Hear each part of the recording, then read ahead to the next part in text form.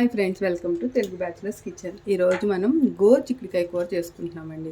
ఇదిగో నేను ఆల్రెడీ ఇట్లా ముక్కలన్నీ కడిగి కట్ చేసేసి పెట్టేసుకున్నాను. వాటర్ లేకుండా ఉంచుకోవాలండి.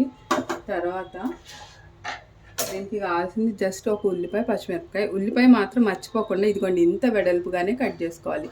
చిన్నవి నిలువుగా అట్లా కాదు, ఇలా పెద్ద ముక్కలే ఉండాలి ఈ కర్రీకి. పచ్చిమిరపకాయలు ఇట్లా అయినా వేసుకోవచ్చు, తుంచైనా వేసేసుకోవచ్చు. సో మనం దీంట్లోకి వెళ్ళేటప్పుడు ఫస్ట్ ఈ గోరుచిక్కుడుకాయ ముక్కల్ని కోర్సుగా మిక్సీలో వేసుకుందామండి. ఇదిగోండి నేను మిక్సీలో వేసుకున్నాను. ఒకసారి కోర్సుగా పేస్ట్ చేసిన తర్వాత చూపిస్తాను. ఇదిగోండి కోర్సుగా చేసేసాను చూడండి. ఎందుకంటే మరీ మెత్తగా చేయకూడదు, ఇట్లా ముక్కలు తగులుతూ ఉంటే బాగుంటుంది. సో ఈ లోపల స్టవ్ వెలిగించేసేసుకొని మనం ప్రాసెస్లోకి వెళ్ళిపోదాం. నూనె వేడెక్కిపోయిందండి, బాగా వేడెక్కిపోయింది. సో నేను తాలింపు గింజలు వేసేసుకుంటున్నాను. అన్నీ వేసుకోవాలండి. శనగపప్పు, మినపప్పు, ఆవాలు, జీలకర్ర,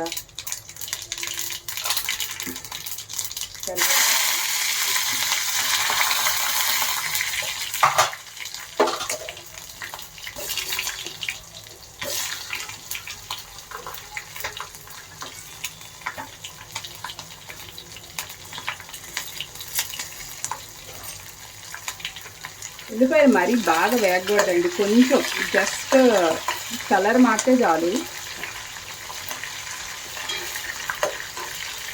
గోరుచిక్కుడుకాయ అంటే చాలామందికి ఇష్టం ఉండదు కదా, ఇలా చేసుకుంటేనండి అసలు మనం చెప్పేదాకా ఇది గోరుచిక్కుడుకాయ కూర అని తెలియదు కూడా, బాగుంటుంది. ఇదిగోండి ఉల్లిపాయ కొంచెం అంటే కొంచెమే వేగనిచ్చాను. మనం కోర్సుగా పెట్టుకున్న ఈ మిక్చర్ వేసేస్తున్నా.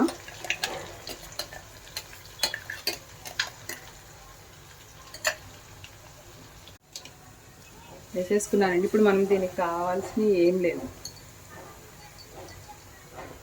కొంచెం పసుపు, అల్లం వెల్లుల్లి పేస్ట్ అండి, ఇది మస్ట్ అండ్ షుడ్, కొంచెం ఎక్కువే పడుతుంది.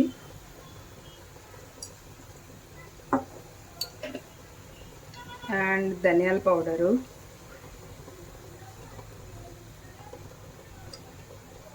జీలకర్ర పౌడర్ కూడా కొంచెం వేసుకోవాలి, ఎక్కువ వేసుకోకండి, కొంచెం. ఈ టైంలోనే సాల్ట్ వేసి మూత పెట్టేసుకోవాలి.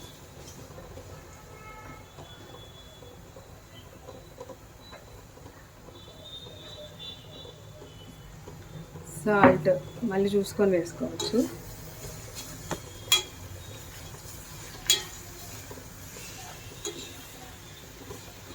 లాస్ట్లో గరం మసాలా వేయాలండి, అది కూడా కొంచెం, అంతే, చాలా కొంచెం.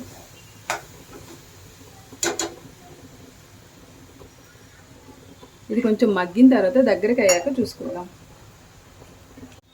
చూడండి ఆల్రెడీ కొంచెం దగ్గరకు వచ్చేస్తుంది.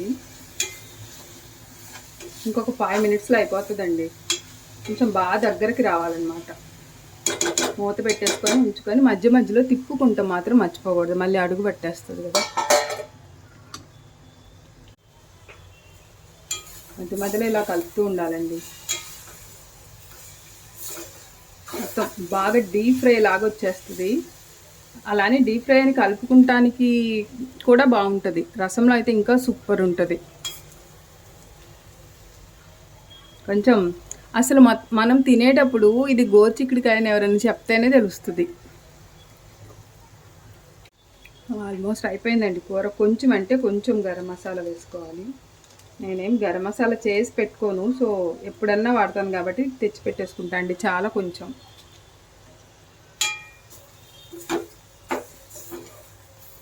సార్ అట్లా మీ దగ్గర కొబ్బరి పౌడర్ ఉంటే లాస్ట్లో వేసుకోండి, ఇంకా బాగుంటుంది. నా దగ్గర అయితే ఇప్పుడు లేదు.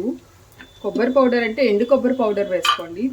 ఒకవేళ మీరు పచ్చి కొబ్బరి చిప్ప పౌడరు లేకపోతే పేస్ట్ వేయాలంటే ముందుగానే వేసుకోవాలి. అది వేరే ప్రాసెస్లో ఆ కర్రీ చేసుకోవాలి. కారం సరిపడా వేసి దించేస్తే అయిపోతుందండి.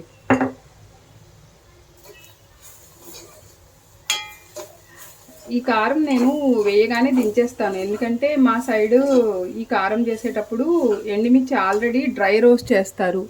సో ఎక్కువసేపు వేగక్కర్లేదన్నమాట కారం. అట్లా లాస్ట్లో వేసి దించేస్తే చాలండి. అంతే అండి, కర్రీ అయిపోయింది. చూడండి ఇట్లా టేస్టీగా సింపుల్గా ఉంటుంది. అసలు నమ్మరు ఇది గోరుచిక్కుడుకాయ కూర అని. తినేటప్పుడు కూడా మనకేం గోరుచిక్కుడుకాయ కర్రీ అట్లా ఏం అనిపించదు. కాకపోతే దీంట్లో కొంచెం ఆయిల్ ఎక్కువ పడుతుంది. ఇది తప్ప ఇంకా అన్నీ సూపర్గా ఉంటాయి. అసలు మీ సైడ్ ఎలా చేస్తారో చెప్పండి ఈ కర్రీ. ఇదిగోండి నేను మీకు ఆల్రెడీ స్టవ్ ఆఫ్ చేసి చూపిస్తున్నాను. యాక్చువల్లీ ఇది నేను నా ఫ్రెండ్స్కి పెడితే ఇది నేను చెప్పిన దాకా వాళ్ళకి ఏ కర్రీనో అర్థం కాలేదు. సో మీరు కూడా ఇట్లా మీ ఫ్రెండ్స్ని సర్ప్రైజ్ చేయండి.